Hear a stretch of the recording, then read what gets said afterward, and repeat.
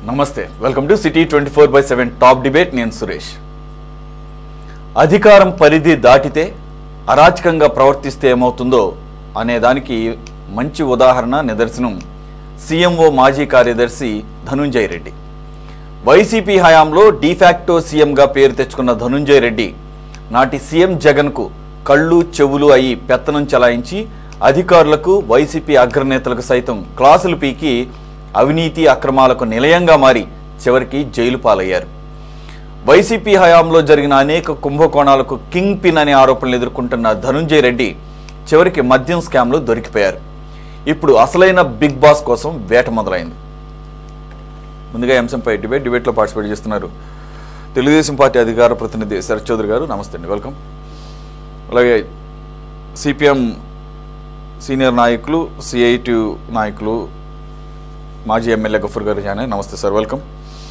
అలాగే జనసేన పార్టీ ఉమ్మడి కృష్ణా జిల్లా వైస్ ప్రెసిడెంట్గా ఉన్నటువంటి అలాగే అడ్వకేట్ అయినటువంటి సీనియర్ అడ్వకేట్ అయిన మాతి వెంకటేశ్వర గారు కూడా జాయిన్. నమస్తే సార్, వెల్కమ్.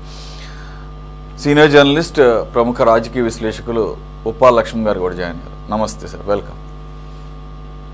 సార్ లక్ష్మణ్ గారు, maybe you will have a better idea about the X CMO సెక్రటరీగా పనిచేసినటువంటి ధనుంజయ రెడ్డి గారి గురించి గత వైసీపీ హయాంలో.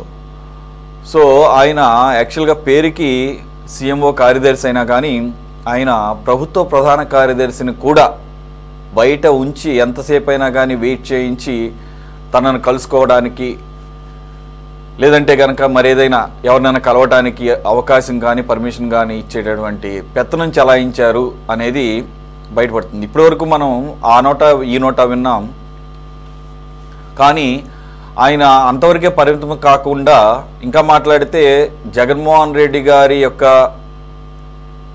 అధికారాలన్నింటినీ కూడా ఈయనే చెలాయించేవారు. ఏది అడిగినా కానీ ఏ విషయం అయినా కానీ ధనుంజయ అన్ననాడు మాతో మాట్లాడండి, ధనుంజయ అన్నతో కలవండి అని చెప్పేసి మాట్లాడేవారని.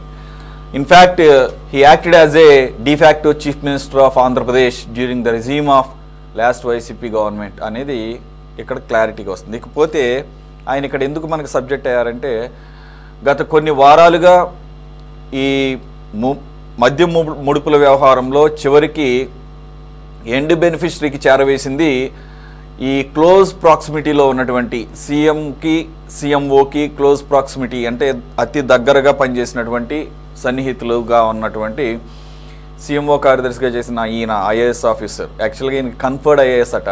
మరి ఆ రకమైనటువంటి అవకాశం గతంలో వైఎస్ రాజశేఖర రెడ్డి గారి హయాంలోనే ఈయనకి కన్ఫర్డ్ ఐఏఎస్ ఇచ్చారంటున్నారు. అప్పటి నుంచి కూడా ఆ ఫ్యామిలీకి లేదంటే వైఎస్ ఫ్యామిలీకి వైఎస్ జగన్మోహన్ రెడ్డి గారితో సహా చాలా దగ్గరగా సన్నిహితంగా ఉండేవారని చెప్పేసి దానికి ప్రతిఫలంగానే ఈ రకమైనటువంటి పదవులు, ఈ రకమైనటువంటి అపరిమిత అధికారాలు అని చెప్పేసి అర్థమవుతుంది.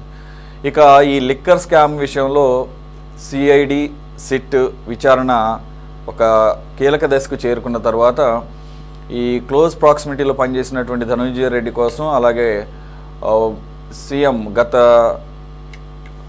వైసీపీ హయాంలో సీఎంకి స్పెషల్ ఆఫీసర్ ఆన్ డ్యూటీ కింద ఉన్నటువంటి కృష్ణమోహన్ రెడ్డి గారు అలాగే ఈ గోవిందప్ప బాలాజీ వీరి గురించి వెతుకుతుంటే వీళ్ళంతా కూడా ఎప్పటికప్పుడు హైకోర్టు కాదంటే అక్కడ సుప్రీంకోర్టు వరకు ముందస్తు బెయిల్ కోసం ప్రయత్నించి అట్లీస్ట్ ఇంటరిమ్ రిలీఫ్ కోసం అని చెప్పేసి ప్రయత్నించి విఫలమైన తర్వాత అప్పటి వరకు నోటీసులకి గైర్హాజరయ్యి అబ్స్కాండ్ అయ్యి తప్పించుకు తిరుగుతున్న వారు తప్పని పరిస్థితుల్లో సుప్రీంకోర్టు కూడా మీరు అధికారులకు సహకరించండి అలాగే దర్యాప్తుకు సహకరించండి అన్నప్పుడు మాత్రమే వీరు అది కూడా గోవిందప్ప బాలాజీ అరెస్ట్ తర్వాత మాత్రమే ఈ A31 A32 ఉన్నటువంటి ధనుంజయ రెడ్డి అలాగే కృష్ణమోహన్ రెడ్డి ఈ అధికారుల ముందు హాజరవటం, నిన్న ఈవినింగ్ అఫీషియల్గా సిట్ వీళ్ళిద్దరిని అరెస్ట్ చేసింది ప్రకటించడం, ఈరోజు కోర్టు ముందు కూడా హాజరుపరచడం, అలాగే రిమాండ్కి కూడా అడుగుతున్నట్లుగా, రిమాండే కాదు కస్టడీకి కూడా అడుగుతున్నట్లుగా తెలుస్తోంది.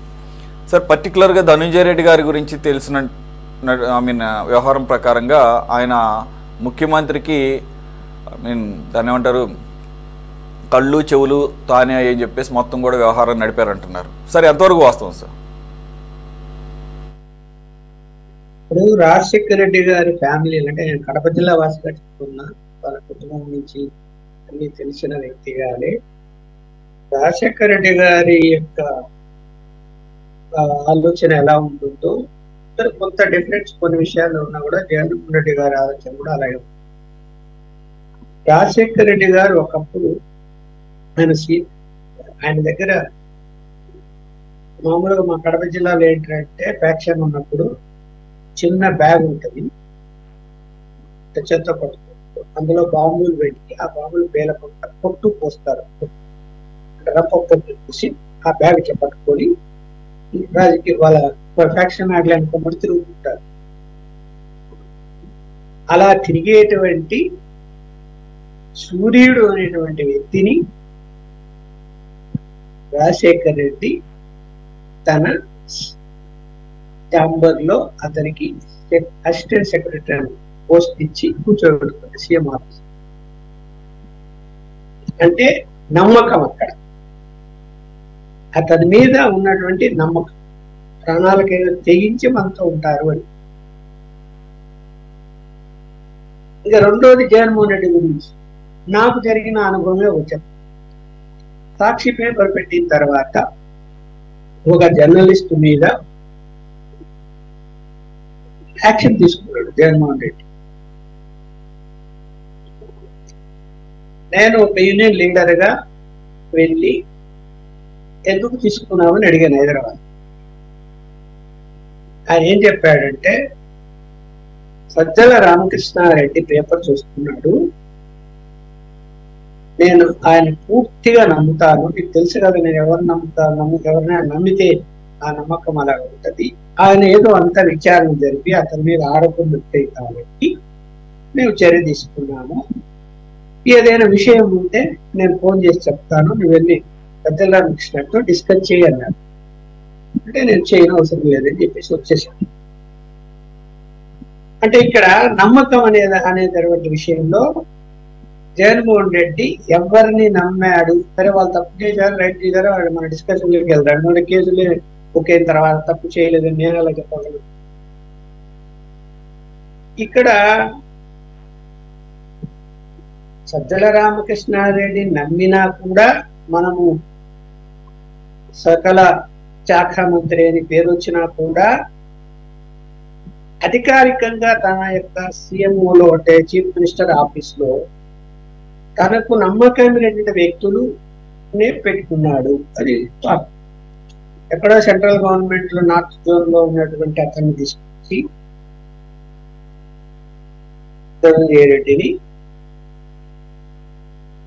ఇప్పుడు రాజశేఖర రెడ్డి గారి సమయంలోనే తీసుకొచ్చి ఆ ఇన్ఫ్లుయెన్స్ ఎందుకంటే అతను కడప జిల్లా వాళ్ళు రాయచోటి ప్రాంతంలో వాళ్ళ ఊరు తీసుకొచ్చి ఆయనకు ఆ ప్రమోషన్లు ఈ ప్రమోషన్లు ఇచ్చి కన్ఫర్డ్ ఐఏఎస్ వచ్చే విధంగా రాజశేఖర రెడ్డి గారి సమయంలోనే అది జరిగింది. ఆ కుటుంబానికి ఆయన అత్యంత విశ్వాస పాత్రుడు నోటవుడు. తెలుగుదేశం పార్టీ అంటే రాజశేఖర రెడ్డి తర్వాత తెలుగుదేశం పార్టీ కాంగ్రెస్ ప్రభుత్వం 2 సార్లు అయిన తర్వాత మళ్ళా తెలుగుదేశం అధికారంలోకి వచ్చినా కూడా ఇతనికి గౌరవం ఇచ్చారు. చాలా చోట్ల ఇతను పనిచేశాడు, కొన్ని ఇంపార్టెంట్ పోస్టుల్లోనే పనిచేశాడు. మరి జగన్మోహన్ రెడ్డి గారు ఆయన్ని సెలెక్ట్ చేసుకొని ఒకటేంటంటే కడప జిల్లా వాళ్ళు తట్టు తన కమ్యూనిటీ వాళ్ళు అంటే ఇంకా ఎక్కువ ప్రేమ చూపిస్తాడు సహజంగా. అది రాజశేఖర రెడ్డి గారు కూడా చూపించారు, ఈయన కూడా తీసుకొచ్చాడు, ప్లేసులో పెట్టుకున్నారు. మళ్ళా ఓఎస్డీని కృష్ణమోహన్ రెడ్డిని తెచ్చారు, పెట్టుకున్నారు. మనం చూసాము ఏ ఇంపార్టెంట్ పోస్టులో కూడా ఆయన సామాజిక వర్గాలే కనపడ్డారని మనం విమర్శలు చేశాము. మరి ఇప్పుడు ప్రభుత్వంలో కూడా అదే సామాజిక వర్గం వాళ్ళు అనేక ఇంపార్టెంట్ పోస్టులో ఉన్నారు. కాబట్టి దానికి మనం ఏం చెప్పలేము. ఏ ప్రభుత్వం వచ్చినా వాళ్ళు ఇష్టం వచ్చినట్టు వాళ్ళ సామాజిక వర్గాలు పెట్టుకుంటారు. ఇక్కడ ఇతను ఇప్పుడు జగన్మోహన్ రెడ్డి ఎలా ఉంటాడంటే ఒక మనిషిని నమ్మితే అన్ని అధికారాలు ఇచ్చేస్తాడు. అంతే రాజశేఖర్ కూడా అంతే. ఇచ్చినప్పుడు అతను తప్పు చేస్తే ఆ తప్పు తన దృష్టికి వస్తే కూర్చోబెట్టుకొని అన్ని అడిగి అదే అందులో ఏమైనా కావాలని చేశారా, పొరపాటున జరిగిందా అని ఏదైనా ఉంటే వార్నింగ్ ఇచ్చేసి వదిలిపెట్టారు. అలాంటి పద్ధతుల్లో జగన్మోహన్ రెడ్డి కూడా ఉన్నాడు. ఆయన నమ్మాడు. నమ్మినప్పుడు జగన్మోహన్ రెడ్డి గారు ఏంటి, నేను ఒకటే మాట చెప్పగలుగుతా, బావిలో కప్పలాగా పరిపాలన చేశారు. బావిలో కప్పలా ఉంటుంది, అదే ప్రపంచం అనుకుంటుంది. ఆయన కూడా ఒక నలుగురును పెట్టుకొని చుట్టూ పెట్టుకొని వాళ్ళే ప్రపంచం అనుకొని పరిపాలన చేశారు. అరే ప్రజలు ఏమనుకుంటున్నారు, అసలు మన పథకాలు ఎలా ఉన్నాయి, బయట ఏ విధంగా దౌర్జన్యాలు జరుగుతున్నాయి, అవినీతి ఎంతవరకు ఏ స్థాయిలో వెళ్ళింది అని ఇవన్నీ కూడా తను అవగాహన చేసుకొని వాటి మీద క్రాస్ చెక్ చేసుకొని పరిపాలన. రాజశేఖర్ ఉన్నాడు, ఖచ్చితంగా అతనికి అవగాహన ఉంటుంది, క్రాస్ చెక్ చేస్తాడు. సామాన్య వ్యక్తి వెళ్ళినా కూడా సార్ మీకు ఏదన్నా చెప్పాలి, ఒక విషయం చెప్పాలి సార్, ఇంత ముందు చెప్పలేను అంటే ఏం చేసి రావయ్యాని కొంచెం దూరం పక్క పిలుచుకొని వెళ్ళి అతని దగ్గర నుంచి సమాచారం తీసుకుంటాడు. నేను ఎన్నోసార్లు పిలిచాను. ఈవెన్ నేను పిలిచినా కూడా తన పర్సనల్ ఛాంబర్లకు తీసుకెళ్లేవాడు సపరేట్ గా.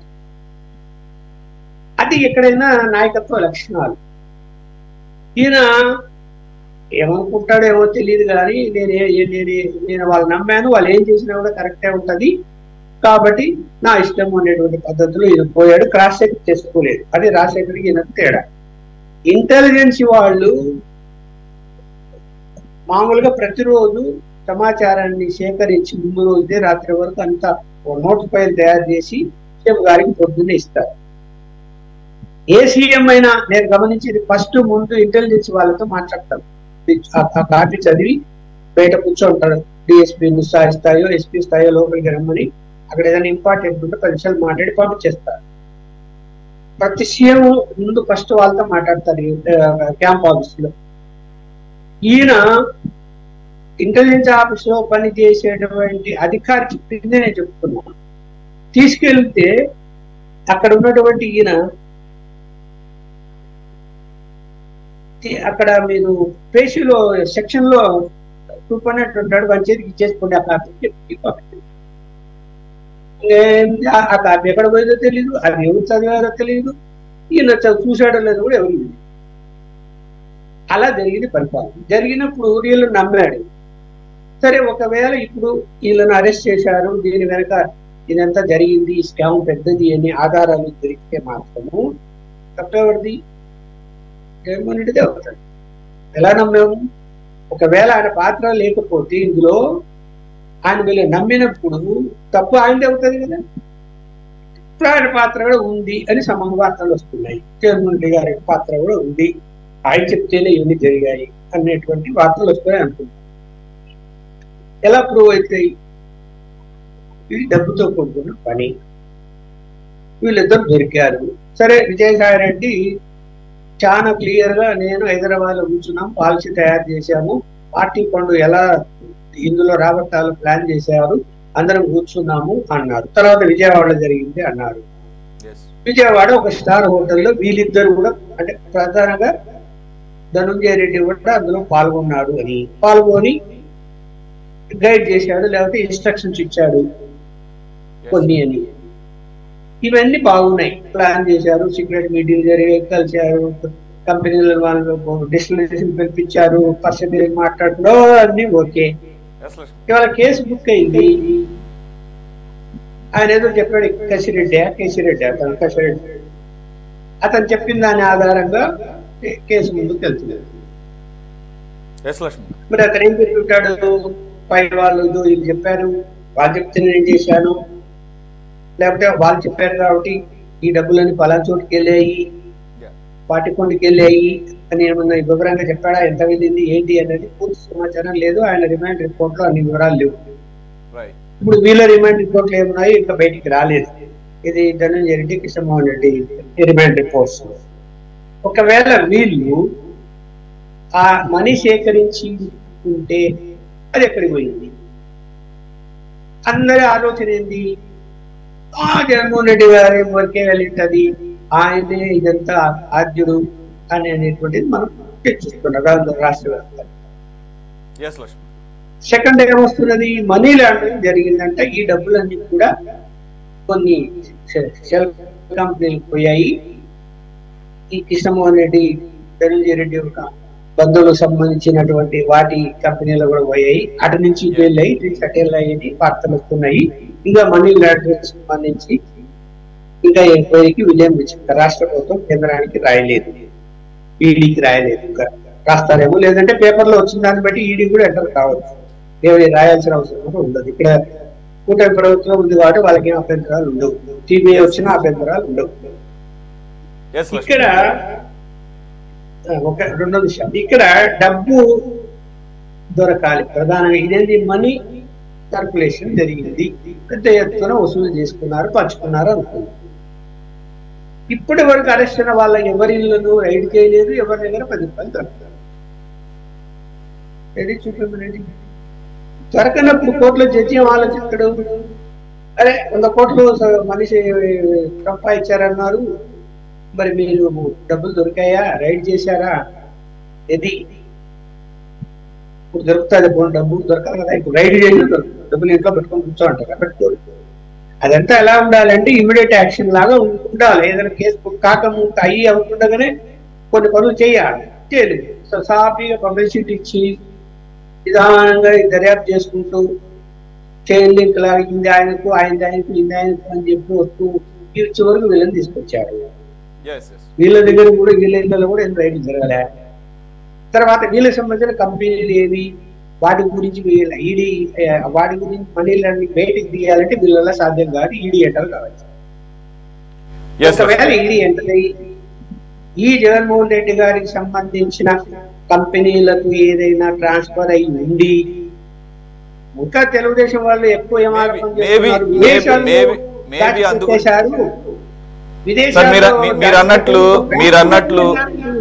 మీరు అన్నట్లు అటువంటి పరిమితమైన అధికారాలు ఉన్నాయి కాబట్టి మేబీ ఈడీ కూడా ఎంటర్ అయిందేమో అని భావించాలి. ఎందుకంటే మనీ లాండరింగ్ జరిగింది అంటున్నారు కాబట్టి.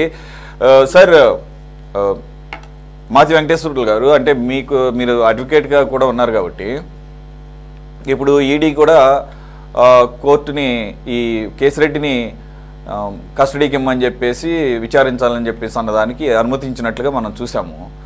సో ఈ సిట్కి కానీ సిఐడి చేసిన ఎంక్వైరీకి సంబంధించి ఇప్పుడు లక్ష్మణ్ గారు అన్నట్లు ఈ మనీ ట్రైల్, అలాగే సోదాలు, లేదంటే జప్తులు, ఇటువంటి అధికారాలు పరిమితంగా ఉంటాయి, లేకపోతే అసలు ఉండవు. కాబట్టి ఈడీకి ఆ రకమైనటువంటి అపరిమిత అధికారాలు ఉంటాయి కాబట్టి ఇప్పుడు ఈడీ ఎంటర్ అయిందని భావించాలా. మనీ లాండరింగ్ ఉంది కాబట్టి, పిఎంఎల్ఏ యాక్ట్ కింద అట్రాక్ట్ అవుతుంది కాబట్టి.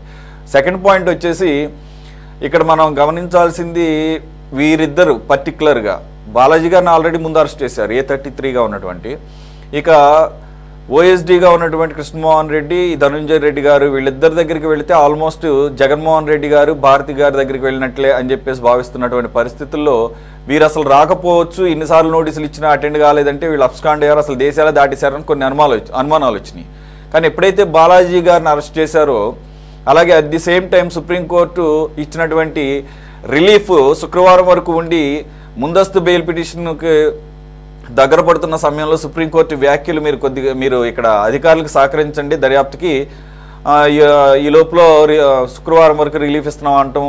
మూడోది, కేసిరెడ్డి లాయర్ చెప్పిన దాని ప్రకారంగా కేసిరెడ్డి కూడా తనను అన్యాయంగా ఏవన్గా పెట్టారు అని ఆయన లాయర్ వ్యాఖ్యల ద్వారా కూడా మరి ఒక కాంక్రీట్ ఇన్ఫర్మేషన్ ఆల్రెడీ అడ్మిట్ చేశారని భావించాలా. ఆల్మోస్ట్ లైక్ ఇన్ఫార్మర్గా తయారయ్యారు. ఎందుకంటే పెద్దలను పక్కకు తప్పించారు, అన్యాయంగా కేసిరెడ్డిని పాత్ర ఉన్నా కానీ A1గా పెట్టారంటం ద్వారా ఇవన్నీ కూడా వీళ్ళ అరెస్టులకు దారి తీసినట్లుగా భావించవచ్చా?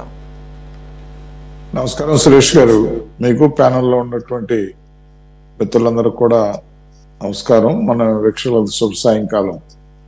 ఇప్పుడు దీని మీద మనకి డిబేట్లు పరంపర కొనసాగుతుంది మనకి ప్రతిరోజు. ఒకటేంటంటే ఇవాళ ధనంజయ రెడ్డి గారి యొక్క రూల్ను మనం తీసుకున్నట్టయితే మనకి చాలా పూర్వకాలం అంటే ప్రాకృతిక అవస్థ అని అంటాం మనం మన పొలిటికల్ సైన్స్ లో. ప్రాకృతిక అవస్థలో అరాచకవాదం బాగా రాజ్యం వెళ్ళింది. ఆ తర్వాత ఎవల్యూషన్ ఆఫ్ ది థియరీలో అల్టిమేట్ గా ప్రజాస్వామ్యం మంచిది అనే దాని మీద మనకు నిర్ణయానికి వచ్చారు ప్రపంచవ్యాప్తంగా. ఆ ప్రజాస్వామ్యంలో కూడా పార్లమెంటరీ ప్రజాస్వామ్యంలో రిపబ్లిక్ ప్రజాస్వామ్యం, ప్రెసిడెన్షియల్ ప్రజాస్వామ్యం రకరకాలుగా వచ్చినాయి.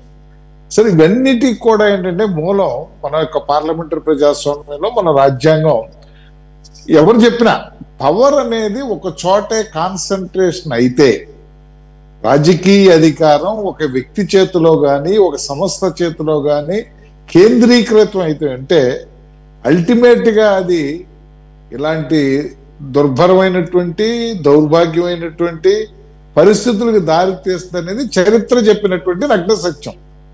అందుచేతనే మన రాజ్యాంగ నిర్మాతలు పవర్ని ఎక్కడా కూడా కాన్సన్ట్రేట్ చేయనీయకుండా చెక్స్ అండ్ బ్యాలెన్సెస్ రూపంలో శాసన నిర్మాణ వ్యవస్థ, కార్యనిర్వాహక వ్యవస్థ, న్యాయ వ్యవస్థ, వీటిలో ఏది సుప్రీం అంటాక లేదు, ఏది తక్కువ ఒకదానికి తక్కువ ఒకటి అంటాక లేదు, ఒకదాన్ని మించి ఇంకోటి అంటాక కూడా లేకుండా వ్యవస్థను ఏర్పాటు చేయటంలో ఉద్దేశం ఏంటంటే, భారత రాజ్యాంగ నిర్మాతల ఉద్దేశం ఏంటంటే ఎక్కడా కూడా పవర్ అనేది కాన్సన్ట్రేట్ చేయకుండా ఉండాలనేటువంటిది ఫండమెంటల్ సిద్ధాంతం.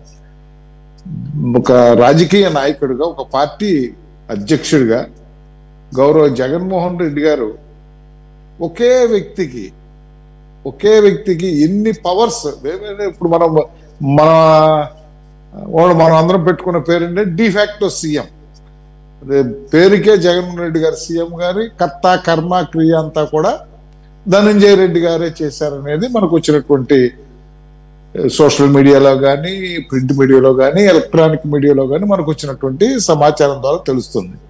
కాబట్టి విజయసాయి రెడ్డి గారి యొక్క స్టేట్మెంట్ ని మనం పరిగణలో తీసుకున్నట్లయితే, ఏదైతే పార్టీ ఫండ్ కోసం లిక్కర్ పాలసీని మౌల్డప్ చేయాలి, లిక్కర్ పాలసీని మౌల్డప్ చేసటంలో ప్రధానమైనటువంటి ఉద్దేశం అదేంటంటే మన క్రిమినల్లో మెన్సీరియా, ఆ ఇంటెన్షన్ అనేది బలమైన మెన్సీరియా ఏంటంటే పార్టీ ఫండ్ని పూలప్ చేసుకుంటాకి లిక్కర్ పాలసీని మనం ఉపయోగించుకోవాలనేది ఒక తీర్మానం అనేది విజయసాయి రెడ్డి గారి సమక్షంలో, విజయసాయి రెడ్డి గారి ఇంటి దగ్గర, ఆ తదుపరి విజయవాడలోను తీర్మానాలు చేయటం, అందులో పెద్దలైనటువంటి ధనంజయ రెడ్డి గారు, కృష్ణమోహన్ రెడ్డి గారు, విజయసాయి రెడ్డి గారు ఇత్యాదులందరూ కూడా పాల్గొన్నారు అనేది ఇవాళ తేట తెల్లమైనటువంటి సాక్ష్యాధారాల ద్వారా తేట తెల్లమైనటువంటి విషయం.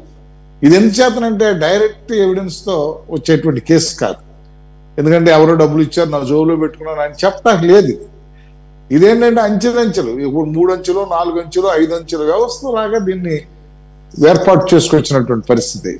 కాబట్టి మనం మొట్టమొదటి నుంచి కూడా ఏమనుకుంటున్నాం అంటే, స్టార్టింగ్ పాయింట్ మద్యం యొక్క పాలసీ స్టార్టింగ్ పాయింట్ అనేది పార్టీ ఫండ్ అని రైజ్ చేయటాకని ఎప్పుడైతే ఒక నిర్ధారణ చేశారో, ఆ పార్టీ ఫండ్ అనేది కసిరెడ్డి రాజశేఖర్ దగ్గర నుంచి ఆయన పిఏ చైతన్య దగ్గర నుంచి స్టార్ట్ అవుతుంది. అక్కడ కరెక్షన్ చేసే వ్యక్తి ఆయన.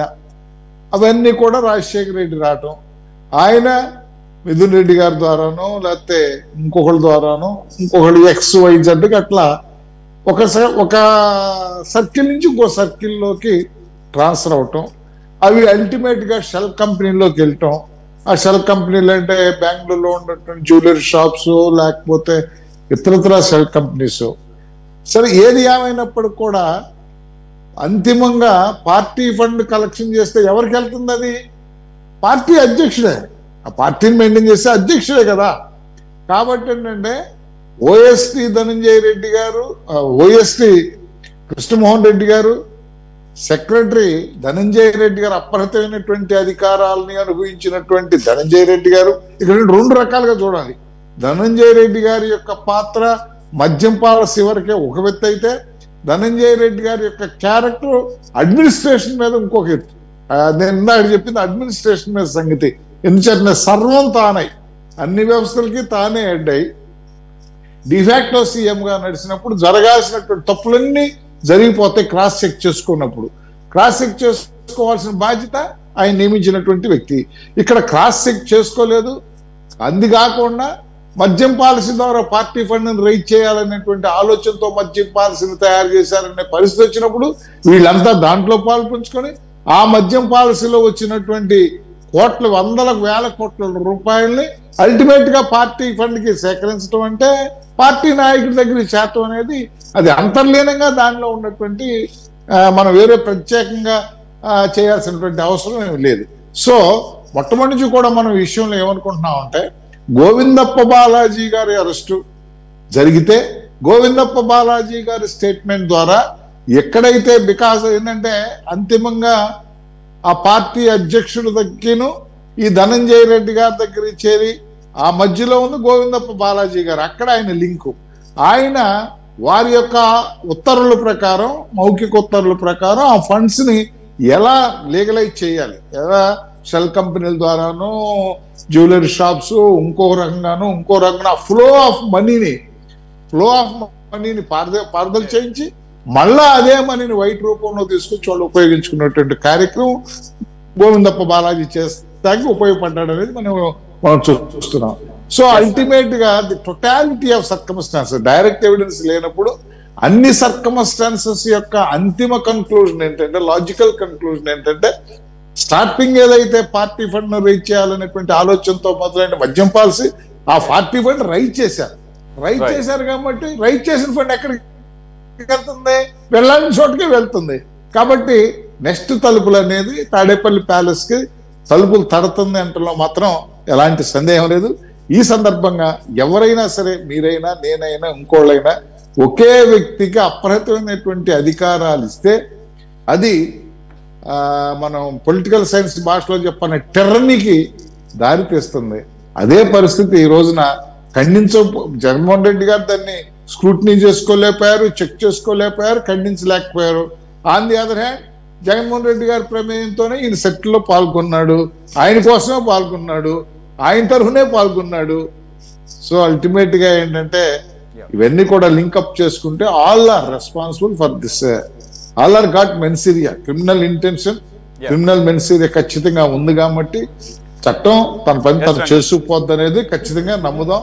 సరే, మీరు అన్నారు మనీ లాండరింగ్ అనేది, ఖచ్చితంగా కూడా ఇంత అమౌంట్ ఏదో ఇప్పుడు ఏదో 33,200 కోట్లు అంటున్నారు, కానీ అది కరెక్ట్ కాదు, ఇంకా చాలా. ఎందుకంటే మనమే అనుకున్నాం 90,000 చిల్లర కోట్ల రూపాయల్లో క్యాష్ ట్రాన్సాక్షన్స్ 90% క్యాష్ ట్రాన్సాక్షన్స్ ఉన్న, మిగతా 10% డిజిటల్ పేమెంట్స్ జరిగినాయి. అంటే డిజిటల్ పేమెంట్స్ ని ప్రోత్సహించమని ఈ మొన్న గవర్నమెంట్ లో, లాస్ట్ 2019 to 24 గవర్నమెంట్ లో అత్యంతమైనటువంటి ప్రాముఖ్యత ఇచ్చినటువంటి సెంట్రల్ గవర్నమెంట్ లోగా ఈ దేశం యొక్క పాలసీనే మన పెద్ద నోట్ల యొక్క రద్దు చేసి మొత్తం అంతా కూడా ఈ బ్లాక్ మనీని కానీ ఎక్కడైతే ఇది పెరిగిపోయిందో అన్అకౌంటబుల్ మనీ అనేది కూడా బయటకు తీసుకురావని ఉద్దేశంతోనే పెద్ద నోట్ల రద్దు అనే మాట ఏదైతే అన్నారో, అలాగే ఇలాంటి పరిస్థితుల్లో ఈ ఇంత డబ్బు వేల కోట్ల రూపాయల డబ్బు పారుదలగా ఫ్లో అయింది. కాబట్టి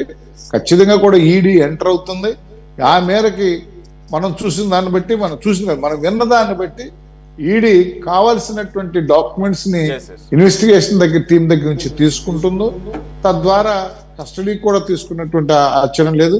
ఇవన్నీ కూడా ఒక్కటి మాత్రం ఇక్కడ మనం గమనించాల్సింది ఏంటంటే, కూటమి ప్రభుత్వంలో ఏదో రాజకీయ కక్షతో కాకుండా చేసే పనిని ఒక పద్ధతి ప్రకారంతో నిర్దిష్టమైనటువంటి పద్ధతిలో వెళుతుంది అనేది మాత్రం ఖచ్చితంగా నమ్మాలి మనం. అది నమ్మటానికి కూడా నమ్మే విధంగా కూడా ఉంటుంది. కాబట్టి అది అల్టిమేట్ గా ఆ విధంగా ప్రయాణం చేస్తుంది అంటలో ఎలాంటి సందేహం లేదు. రైట్ సార్ గఫూర్ గారు, స్కాముల్లోనే ఒక దాన్ని ఏమంటారు, కింగ్ ఆఫ్ స్కామ్స్ లాగా కనపడుతుంది. అయితే ఇది యాక్చువల్గా కొన్ని నెలల క్రితం స్టార్ట్ చేసినప్పుడు చాలా మందకొడిగా సాగుతుంది, దీని మీద సీరియస్నెస్ లేదు. ఇంకొకటి అన్ని క్యాష్ ట్రాన్సాక్షన్స్ కాబట్టి ఇది అంత ఈజీ కాదేమో అనుకున్న సందర్భంలో ఇప్పటికీ 7 అరెస్టులు జరిగినాయి, వీళ్ళిద్దరిని కూడా ఇంక్లూడ్ చేస్తే. నిన్న ఈవినింగ్ ఇదే టైంలో మనం మాట్లాడుకున్న టైంలో అఫీషియల్గా అరెస్ట్ని అనౌన్స్ చేశారు. 3వ రోజు ఎంక్వైరీ అటెండ్ అయిన తర్వాత, ఎప్పుడైతే నిన్న మధ్యాహ్నం సుప్రీంకోర్టు మధ్యంతర బెయిల్కి నిరాకరించిందో, అట్ ది సేమ్ టైం కొన్ని క్రూషియల్ కామెంట్స్ కూడా చేసినట్లుగా మనం విన్నాం సార్.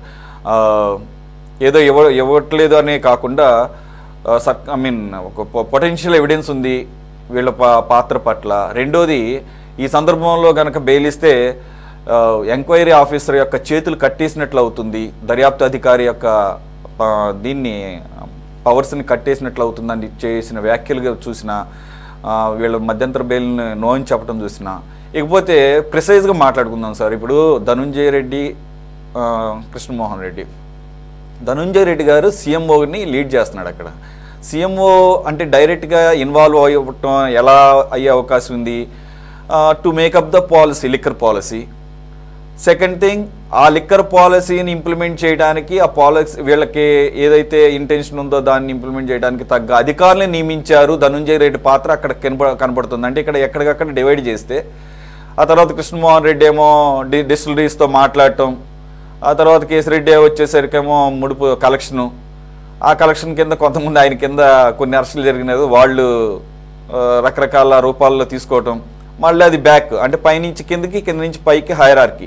ఈ హైరార్కీలో టాప్ ఎండ్లో ఉన్నారు వీళ్ళిద్దరు, ధనుంజయ రెడ్డి, కృష్ణమోహన్ రెడ్డి, అలాగే బాలాజీ. ఆ బాలాజీ పాత్ర వచ్చేసరికి ఈ మొత్తాన్ని ఏ విధంగా వైట్ చేయాలనేది లాండరింగ్ అక్కడ జరిగింది. సో ఆయన అరెస్టు, తర్వాత వీరి అరెస్టు చూసిన తర్వాత సీఎంఓ పాత్ర ద్వారానే ధనుంజయ రెడ్డిని ఫిక్స్ చేసే అవకాశాలు కనబడుతున్నాయి సార్. అంటే సీఎంఓ పాత్ర ఈ రకంగా ఒక స్కామ్లో, ఉండకూడనటువంటి స్కామ్లో ఈ రకంగా బ్లేటెంట్గా ఉంది కాబట్టి పబ్లిక్గా అనేది ఆ రకంగా చూడాలా? సురేష్ గారు, మీకు మిగతా పెద్దలకు నమస్కారం అండి. ఇప్పుడు ఏదో ధనంజయ రెడ్డికి అపరిమితమైనటువంటి అధికారాలు ఇచ్చి పొరపాటు చేసినాడు జగన్మోహన్ రెడ్డి అనే పద్ధతిలో సోదరులు కొందరు మాట్లాడుతున్నారు. జగన్మోహన్ రెడ్డి మనస్తత్వాన్ని తెలుసుకున్నటువంటి ఎవరైనా జగన్మోహన్ రెడ్డికి తెలియకుండా చీమ చిటుక్కు అనదండి. అపరిమిత అధికారాలు కాదు, ఈయన చేయాల్సిన పని ఆయన ద్వారా చేయిస్తాడు అంతే తప్ప అందులో ఆయనకు తెలియకుండా ఏదో ధనంజయ రెడ్డి, కృష్ణమోహన్ రెడ్డి చేసింటారని ఎవరు అనుకుంటే చాలా అన్యాయం అది. ఎందుకంటే ఇప్పుడు సీఎంఓ స్థాయిలో మనకు అర్థమవుతున్న కాటికి, ఎందుకంటే సిట్ వాళ్ళకి ఇంకా మనకంటే ఎక్కువ విషయాలు తెలిసిండొచ్చు, మనకు అర్థమవుతున్న కాటికి ఏమిటి, అసలు మొత్తం ఒక కుట్ర జరిగింది. ప్రజాధనాన్ని కొల్లగొట్టడం ఎట్లా, మద్యం ద్వారా వేల కోట్ల రూపాయలు సంపాదించి, సరే పార్టీకి పెట్టుకుంటారా, వ్యక్తులకు పెట్టుకుంటారా, వ్యక్తులకు పెట్టుకునే నేరమే, పార్టీకి పెట్టుకునే నేరమే. ఇప్పుడు పార్టీ నలుగురు దగ్గరికి పోయి రాష్ట్రంలో అయ్యా మా పార్టీకి మీరు చందాలు ఇవ్వండి అని అడుక్కోవడం వేరు. అట్లా కాకుండా ప్రజాధనాన్ని కొల్లగొట్టే అధికారం పార్టీలకు ఎక్కడుంది, నాయకులకు ఎక్కడుంది? కాబట్టి ఇక్కడ ఈ స్కామ్ అనేటువంటిది ఒక వెల్ ప్లాన్డ్ స్కామ్ అండి, ఆర్గనైజ్డ్ స్కామ్ ఇది. ఇది జగన్మోహన్ రెడ్డికి తెలియకుండా జరిగి ఉంటుందని నేనైతే అనుకున్నాను. పర్సనల్గా నేను ఎటువంటి పరిస్థితిలో జగన్మోహన్ రెడ్డికి తెలియకుండా జరిగింది. ఎందుకంటే కసిరెడ్డి ఆయనే చెప్పాడు, రాజిరెడ్డి జగన్మోహన్ రెడ్డి చెప్పాడు పార్టీ ఫండ్ కావాలని, కాబట్టి ఇదంతా ప్లాన్ చేసినాం. అది చాలు కదా. అంటే ప్రజాధనాన్ని కొల్లగొట్టడం ధ్యేయంగా ఒక కుట్ర జరిగింది రాష్ట్రంలో. ప్రజాధనాన్ని కొల్లగొట్టినారు. సరే 3600 కోట్ల, 3200 కోట్ల, ఇది కాకుండా ఇంకా ఎవరెవరు ఏమిటి 3000 కోట్లతో తృప్తి పడినారని నేనైతే అనుకోవడం లేదు. ఇది ఇంకా పెద్ద మొత్తంలో ఉంటుంది. ఆధారాలు ఏం దొరుకుతాయో మనకు తెలియదు. కానీ ఎందుకంటే ఆఫ్టర్ ఆల్ 3000 కోట్లు జగన్మోహన్ రెడ్డికి ఏమి లెక్కండి. 3000 కోట్ల కోసం ఇంత పెద్ద కుట్ర చేయాల్సిన పని లేదు ఆయన. కాబట్టి ఇది ఇంకా పెద్ద చాలా పెద్ద కుంభకోణం ఇది. అయితే దీంట్లో మరి విజయసాయిరెడ్డి పాత్ర, ఆయన ఏదో బాగా సహకరిస్తున్నారని తెలుగుదేశం వాళ్ళు చెప్తున్నారు. బాగా సహకరిస్తే ఏమిటి, కుట్ర ఆద్యుడు ఆయన, డబ్బులు ఇప్పించింది ఆయన, 100 కోట్లు 60 కోట్లు నేనే ఇప్పించిన మా అల్లుతో అని చెప్తున్నాడు. ఈ కుట్ర అమల్లో ఆయన ప్రధాన పాత్రధారి. ఈరోజు ఇప్పుడు అదేదో అంటారు కదా, 100 ఎలుకలు తిన్నటువంటి కొంగ కాశీకి పోయినట్లు ఈరోజు ఆయన కాశీకి పోయి ఉండొచ్చు. కాశీకి పోయినంత మాత్రాన కొంగలు తిన్నది మర్చిపోలేం కదా. కాబట్టి విజయసాయిరెడ్డి పాత్ర ఏమిటి, జగన్మోహన్ రెడ్డి పాత్ర ఏమిటి? జగన్మోహన్ రెడ్డికి సంబంధం లేకుంటే బాలాజీ గోవిందరావు, గోవింద బాలాజీ అవుతాడు. అతని యొక్క ఇన్వాల్వ్మెంట్ ఎందుకు వస్తుంది? అతను భారతీ సిమెంట్స్ అనేటువంటి ఒక private company employee, private company యొక్క డైరెక్టర్. అతను వచ్చేసి డబ్బులు తీసుకొని పోతున్నాడు. ఎక్కడి నుంచి? సీఎంఓ నుంచి. ఎక్కడి నుంచి? కృష్ణమోహన్ రెడ్డి, ధనుంజయ దగ్గర నుంచి. వీళ్ళు కస్టోడియన్స్ ఆఫ్ ది, ఈ ఏదైతే కొల్లగొట్టిన డబ్బు ఉందో దానికి కస్టోడియన్స్ వీళ్ళు. ధనంజయ రెడ్డి అండ్ కృష్ణమోహన్ రెడ్డి. ఇక్కడ నుంచి ట్రాన్స్ఫర్ ఎవరు? బాలాజీ గోవిందరావు లేదా గోవిందరావు బాలాజీనో సంథింగ్. అతను ఇక్కడ నుంచి డబ్బులు తీసుకుని పోయి ఇంకా ఏం చేసినాడో ఇంకా తేలాల. ఎందుకంటే కోర్టులలో కూడా లక్ష్మణ్ గారు చెప్పినట్లుగా అల్టిమేట్ గా డబ్బులు ఏమైనా కోర్టుకు చెప్పాలా. మనం డబ్బులు ఏం లేకుండా మంచి కథ చెప్తే ఎవడిన్నాడు? ఆ డబ్బులు ఉన్నాయా, డబ్బులు ఖర్చు అయి ఉంటే ఎందులో ఖర్చు అయినాయి, రియల్ ఎస్టేట్ లో ఖర్చు అయినాయా లేకుంటే ఇతర ప్రాపర్టీస్ కొన్నారా, రేపు అవసరమైతే అవన్నీ సీజ్ చేయాల్సి ఉంటుంది. సీజ్ చేయాల్సి ఉంటుంది అంటే గవర్నమెంట్ అంటే సిట్ హ్యాస్ టు షో, వాళ్ళు ఆధారాలు చూపాలి, అటువంటి ఆ డబ్బుతో జరిగినటువంటి కార్యకలాపాలు కూడా చూపించాలి. చూపించకపోతే కేసు నిలబడదు. అందుకోసం నేను చెప్పేది ఏమిటంటే కూటమి ప్రభుత్వం గఫూర్ గారు సిట్కా అధికారాలు ఉంటాయా? ఒక నిమిషం సార్, సిట్కి ఆ రకమైన అధికారాలు ఉంటాయా? అంటే సీజ్ చేసే అధికారం, జప్తు చేసే అధికారం. సిట్టు ఇప్పుడు కోర్టుకు ఉంటాయి అధికారాలు. సిట్టు కోర్టుకు తీసుకొని పోతే కోర్టు ఆర్డర్ ఇస్తుంది. ఈడీకైతే నేరుగా ఈడీ జోక్యం చేసుకొని ఈడీ చేయొచ్చు. సార్ ఇప్పుడు సురేష్ గారు ఇవన్నీ ఊరికే మనం మాట్లాడుకుంటామని ఈడీ బీడీ అది ఇది అని ఈడీకి తెలుదా? ఇది ఈయన బీజేపీతో బాగున్నప్పుడు మరి కంప్లైంట్ పోయినాయి కదా అక్కడికి. ఈడీ ఎప్పుడైనా వచ్చిందా? అరే మొత్తం డిజిటల్ ట్రాన్సాక్షన్ నువ్వు పే ఫోన్లో పెట్టుకొని నువ్వు ఆటో ఛార్జ్ కూడా నువ్వు సొంతంగా ఇవ్వడానికి లేని పద్ధతిలో డెవలప్ చేసిన తర్వాత 1,00,000 కోట్ల రూపాయల ట్రాన్సాక్షన్స్ డిజిటల్ ట్రాన్సాక్షన్ లేకుండా మొత్తం క్యాష్ ట్రాన్సాక్షన్ అయితే సెంట్రల్ గవర్నమెంట్ తెలుదా? ఎవరిని మోసం చేయడానికండి ఈ వాదన? కాబట్టి వాళ్ళు బలపరుస్తూ వచ్చారు. వాళ్ళను వీళ్ళు భుజం మీద వస్తున్నారు. తెలుగుదేశము కూటమి భుజం మీద మోస్తున్నారు. ఈ భుజాలు ఎప్పుడో ఒకసారి వాలిపోతే చెప్తున్నాను నేను. కాబట్టి ఈడీ కానీ సెంట్రల్ గవర్నమెంట్ కానీ తెలుసు. ఇప్పటికైనా సరే వాళ్ళు సిన్సియర్గా ఉంటే సీజ్ చేయాలి వచ్చే ఆస్తులు. అది లేకపోయినా సిట్టు ఆస్తులు ఎక్కడున్నాయని చెప్పాల్సి వస్తుంది. అది చెప్పకపోతే కేసు నిలబడదు. అల్టిమేట్గా బెనిఫిషియరీ వచ్చేసి జగన్మోహన్ రెడ్డి. జగన్మోహన్ రెడ్డి బ్యాంక్లో ఇన్కమింగ్ తప్ప అవుట్ గోయింగ్ ఉండదు. ఈయన ఏదో ఎలక్షన్ల కోసం డబ్బులు ఖర్చు పెట్టడానికి కాదు. ఇవి ఇంకో రూపంలో ఇన్వెస్ట్ చేసింటారు. దేశంలో జరిగిందా బయట జరిగిందా మనకు తెలియదు. ఇవన్నీ కూడా సిట్టు దర్యాప్తులో ఈ పాయింట్స్ అన్ని బయటకు తీసుకుని వచ్చి ఛార్జ్ షీట్ వేస్తే కేసు పకడ్బందీగా ఉంటుంది, కేసు నిలబడుతుంది. మొత్తానికి ఏ పేరు మీద అయితే స్టార్ట్ చేశారో పార్టీకి కూడా కాదనమాట, అంత పర్సనల్లే. అంత పార్టీకి ఏం పార్టీ సార్? ఖర్చు పెట్టుకోవడానికి కూడా కాదు సార్, ఖర్చు పెట్టుకోవడానికి కూడా జీవితకాలం సరిపోవాలి కదా సార్. జీవితకాలం కూడా సరిపోదు కదా సార్ ఇవన్నీ ఖర్చు పెట్టడానికి. ఇప్పుడు ఋషికొండలో 500 కోట్ల బిల్డింగ్ ఎందుకు కట్టినారు చెప్పండి? ఇప్పుడు బెంగళూరులో 250 రూమ్లతో బంగ్లా ఎందుకు కట్టినారు చెప్పండి? ఈయన ఉంటాడా? ఎంత పెద్ద కుటుంబం 250 రూమ్లు అవసరం అండి? ఇవన్నీ ఏవో అంటే నేను నా గొప్పతనం. రాజుల కాలంలో ఎందుకు రాజులు మహారాజులు అంత పెద్ద కోటలు కట్టుకున్నారు? అదొక ప్యాషన్. అది ఈయన ప్యాషన్స్ కొన్ని ఉన్నాయి. ఎవరి ప్యాషన్ ఏమైనా ఉన్నది ప్రజల డబ్బుతో లేకుండా ఆయన సొంత డబ్బుతో ఏమన్నా కాలబెట్టుకొని మనకేం బాధ లేదు. ఆయన బెంగళూరులో కట్టుకున్నాడు, ఇంకో చోట కట్టుకున్నాడు, రేపు పులివెందులో కట్టుకొని నాకేం బాధ లేదు వ్యక్తిగతంగా.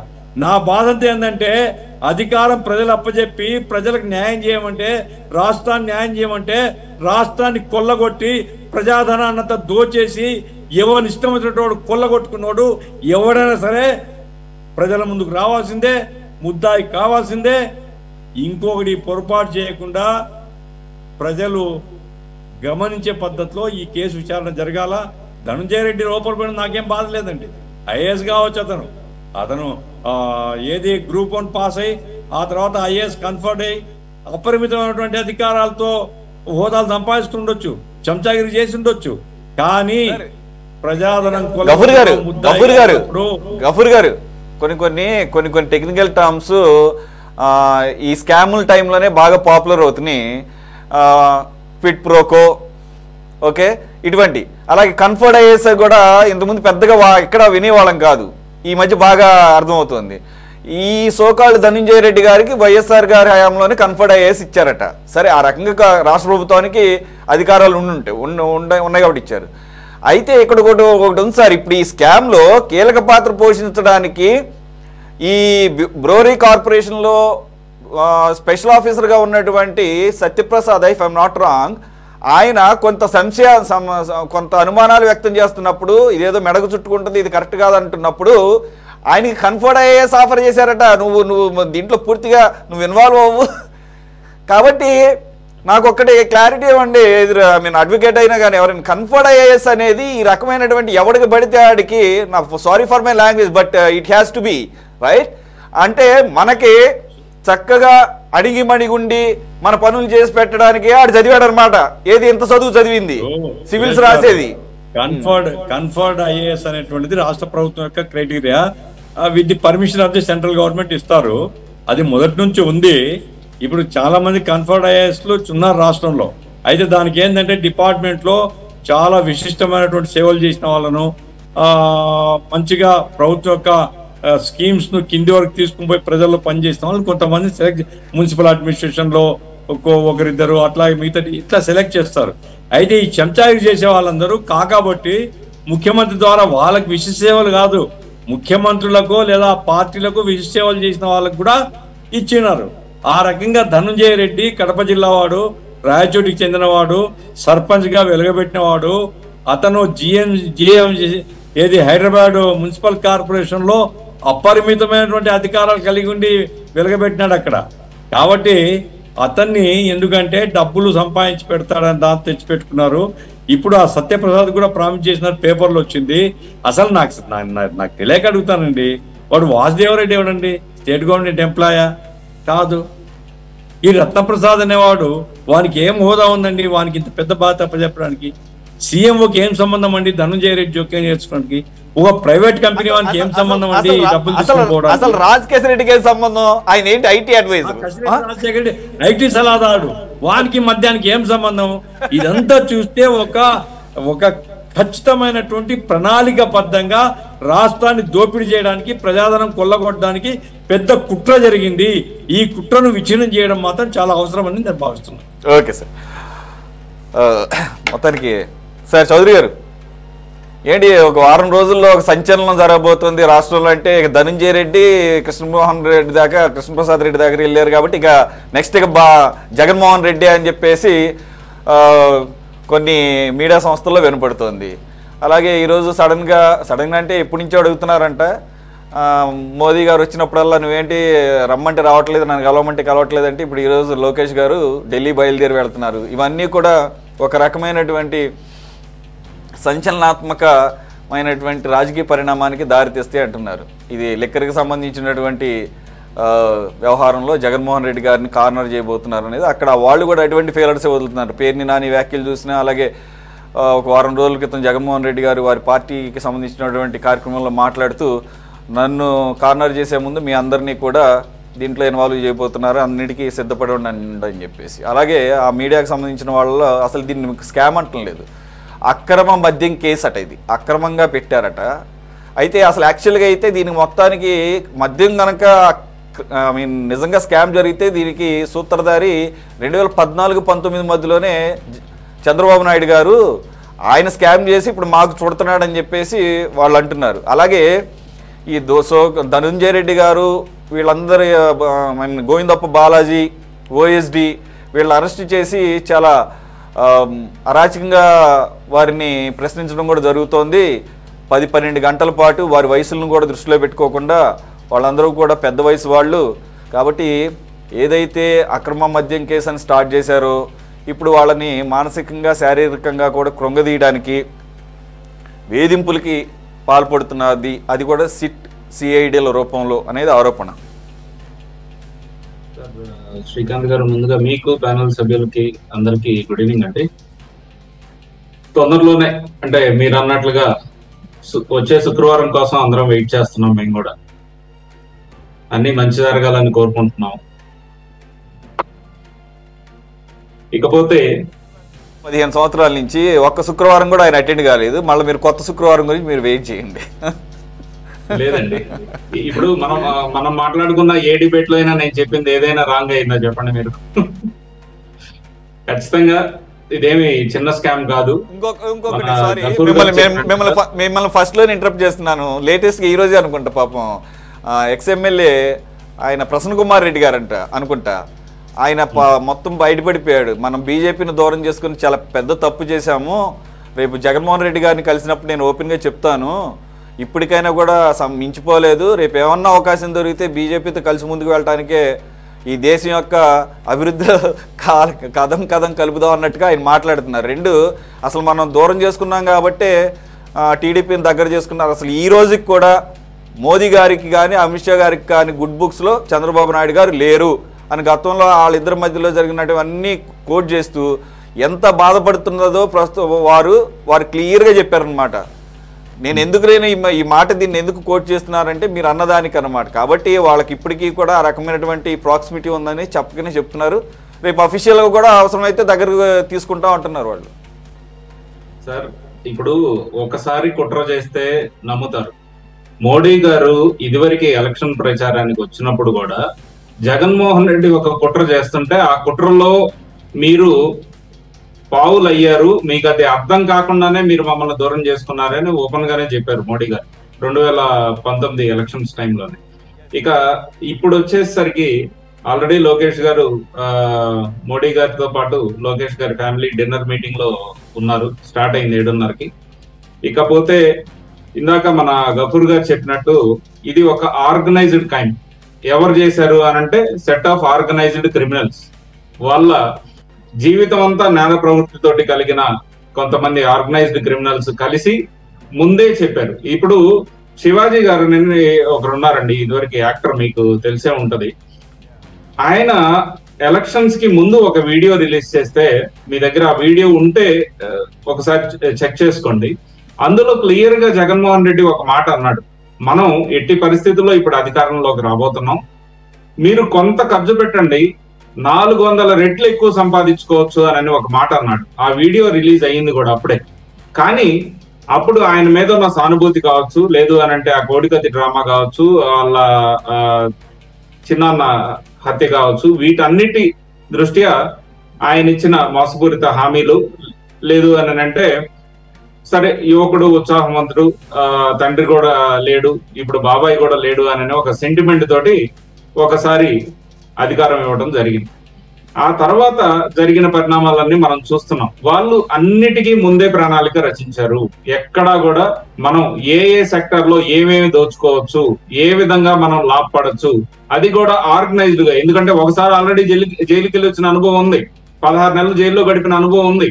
ఇప్పుడు మనం ఏ విధంగా చేస్తే ఈడీకి, సిబిఐకి, లేదంటే సిట్కి, ఇంకొకరికి ఎవరికి దొరకకుండా మనం అన్ని దోచుకోవచ్చు, దాచేసుకోవచ్చు అనేది క్లియర్ గా ఒక పద్ధతి ప్రకారం. ఇందులో అయితే చిన్న ఎగ్జాంపుల్, లిక్కర్ దాంట్లోనే అయితే మనం ఏం చేయాలి అని అంటే, మనమే మ్యానుఫ్యాక్చరింగ్ చేద్దాం, మనమే సప్లై చేద్దాం, మనమే రీటైల్ షాపులు నడుపుతాం, రీటైల్ అనేది లేకుండా గవర్నమెంటే నడుపుతుందని చూపిద్దాం. ఇలా మొత్తం పకడ్బందీగా చేసుకున్నారు. మామూలుగా ఇప్పుడు ప్రస్తుతం ఉన్న కూటమి ప్రభుత్వం రీటైల్ షాపులు కానీ అనేది అందరికీ పర్మిషన్ ఇచ్చేది, ఎవరు చేసే పని వాళ్ళు చేయాలి. మద్యం షాపులు పెట్టుకునే వాళ్ళు లైసెన్సులు తీసుకొని వాళ్ళు పెట్టుకుని వాళ్ళు అమ్ముకోవాలి, ఏది ప్రాపర్ బ్రాండ్స్ అమ్ముకోవాలి. అలా కాకుండా వీళ్ళు ఏంటంటే 2014 నుంచి 2019 వరకు ఇచ్చిన డిస్టిలరీస్ ఏదైతే పిఎంకే కావచ్చు, ఎస్పీవై డిస్టిలరీస్ కావచ్చు, విశాఖ కావచ్చు, వీటన్నిటిని బెదిరించి భయభ్రాంతులకి గురి చేసుకొని వీళ్ళు వారి ఆధీనంలోకి తీసుకొని లీజ్ అగ్రిమెంట్. ఆ తర్వాత వచ్చేసరికి పేపర్ డిస్టిలరీస్ 2 పెట్టుకున్నారు. అంటే ఓన్లీ పేపర్ మీద, అందులో ఏవి తయారీ కానీ ఏమీ ఉండదు. మళ్ళీ వాళ్ళందరూ తీసుకెళ్లి ఇక్కడ ఎస్పీవై డిస్టిలరీస్ కావచ్చు, లేదు అని అంటే విశాఖ డిస్టిలరీస్, పిఎంకి, వీటిలోనే మందంతా తయారు చేస్తారు. పేపర్ డిస్టిలరీస్ అని ఆదాన్ అండ్ లీలా డిస్టిలరీస్ 2 పెట్టుకొని ఇవన్నీ ఒక మీటింగ్ ఏర్పాటు చేసుకొని ఆ 2 డిస్టిలరీస్ ఏర్పాటు చేయడానికి ఒక 60 కోట్లు, 100 కోట్లలో 60 కోట్లు ఒకసారి, 40 కోట్లు ఒకసారి చరచంద్రారెడ్డి గారి దగ్గర నుంచి ఇప్పించే అరవిందో నుంచి వీళ్ళు ఏ మందు అయితే మనం ఎంతెంత మార్జిన్ పెట్టుకోవచ్చు, కేసుకి 150 రూపాయల నుంచి 450 లేదా 500 వరకు వచ్చేటట్లుగా, నెలకి మినిమం 50 to 60 కోట్లు వచ్చేటట్లుగా ఒక పథక రచన చేసి యాజ్ టీజ్ గా దాన్ని అమలు చేయడంలో సక్సెస్ అయ్యారు. అందులో ఎటువంటి డౌట్ లేదు. నిన్నటి నుంచి చూస్తే ప్యాలెస్ లో టీవీలు పగులుతానే ఉన్నాయి.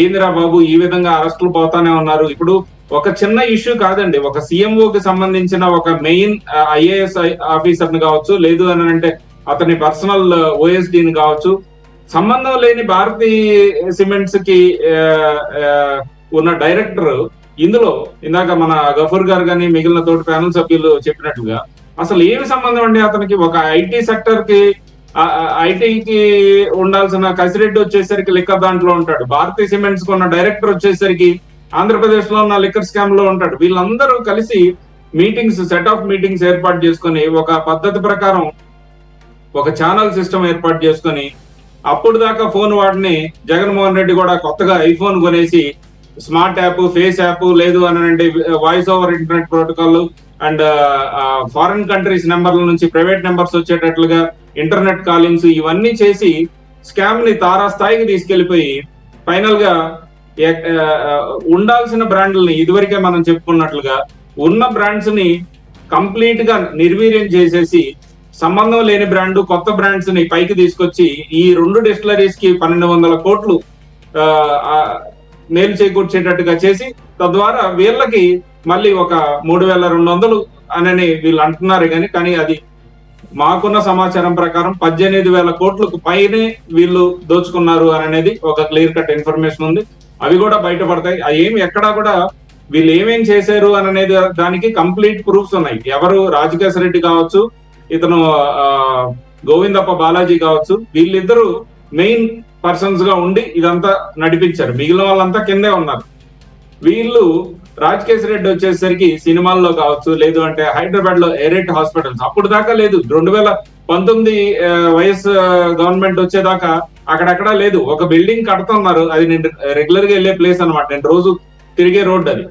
కరెక్ట్ గా 2021 ఆ టైంకి వచ్చేసరికి సడన్ గా హాస్పిటల్ బోర్డు వచ్చేసింది.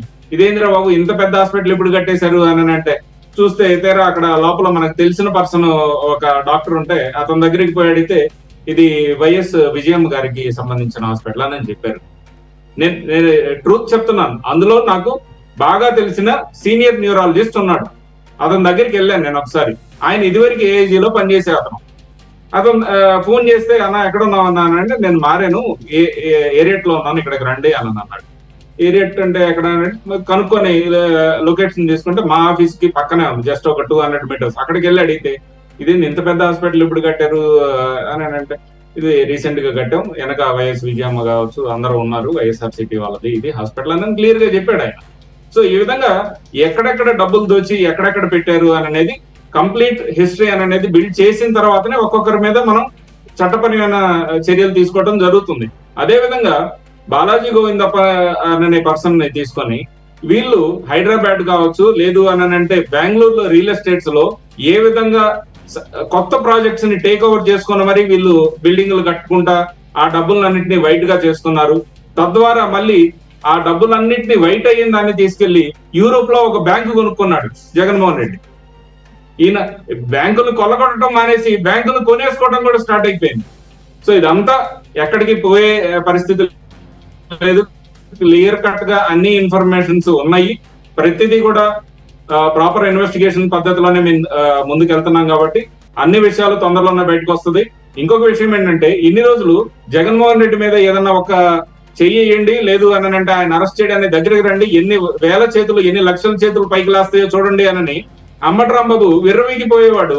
అలాంటిది ఈ రోజు ఏం చెప్పాడు, ఏముంది అరెస్ట్ అవుతాడు, ఆయనకేం కొత్త, ఇదివరకు 16 నెలలు జైల్లో లేడా, చేసుకొనియండి అని ఆయన మాట కూడా పడిపోయింది ఈ రోజు ఉన్న ప్రెస్ మీట్ లో మీరు గమనిస్తే. ఈ విధంగా ప్రతి ఒక్కరు పేర్ని నాని కావచ్చు, లేదు అంటే రోజా కావచ్చు, అందరూ వాళ్ళందరికీ వాళ్ళు ముందే అడ్మిట్ అవ్వడానికి, లేదు అని అంటే ముందే ప్రజానికానికి ఒక మెసేజ్ పంపడానికి ట్రై చేస్తున్నారు. ఏమనంటే జగన్మోహన్ రెడ్డి ఖచ్చితంగా అరెస్ట్ అవుతాడు, ఆయనతో పాటు మేము కూడా కొన్ని కేసుల్లో అరెస్ట్ అవుతాము, ఇది కూటమి ప్రభుత్వం మా మీద కక్ష కట్టి చేస్తుంది అని ఒక మెసేజ్ ను పంపుతున్నారే కానీ, బట్ కూటమి ప్రభుత్వం జనసేన కావచ్చు, టీడీపీ, బీజేపీ ముగ్గురు చాలా క్లియర్ గా ఉన్నాం. ఓన్లీ పబ్లిక్ ముందు వీళ్ళు చేసిన అరాచకాలని, వీళ్ళు కొల్లగొట్టిన ప్రజల ఆస్తుల్ని, లేదు అని అంటే వీళ్ళు చేసిన అవకతవకల్ని అన్నిటినీ ఎక్స్పోజ్ చేయాలి ఎట్టి పరిస్థితుల్లో అనేది మేము చాలా క్లియర్ గా ఉన్నాం. తొందరలోనే ఇది జరుగుతుంది.